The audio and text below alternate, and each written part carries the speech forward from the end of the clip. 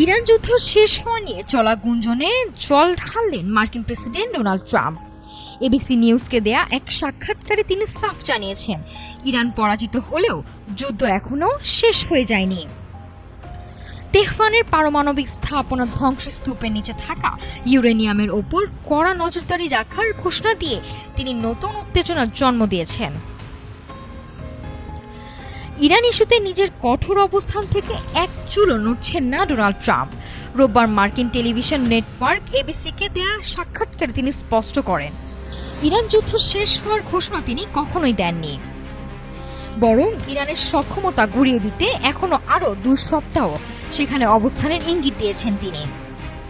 ইরানের উচ্চমাত্রার সমৃদ্ধ ইউরেনিয়াম নিয়ে ট্রাম্পের দাবি, সেটি এখনো ধ্বংসপ্রাপ্ত স্থাপনার নিচেই রয়ে গেছে। মার্কিন সামরিক বাহিনী ড্রোন ও ডার্ক টেকনোলজি দিয়ে তা 24 ঘন্টা পর্যবেক্ষণ করছে। ট্রাম্পের ভাষায়, ইউরেনিয়াম পেতে তারা যা চাইবে তাই হবে। কেউ যদি তা সরানোর চেষ্টা করে তবে মুহূর্তে তাকে উড়িয়ে দেওয়ার ক্ষমতা রাখেন মার্কিন বাহিনী। এর আগে তেহরানের পাঠানো শান্তি প্রস্তাবকে পুরোপুরি অগ্রহণযোগ্য বলে নাকচ করে দেন ট্রাম্প।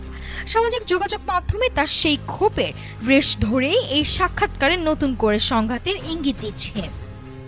ট্রাম্প মনে করেন, গত কয়েক সপ্তাহের হামলায় ইরান এতটাই বিপর্যস্ত যে তাদের আগের অবস্থানে ফিরে যেতে দীর্ঘ সময় লাগবে।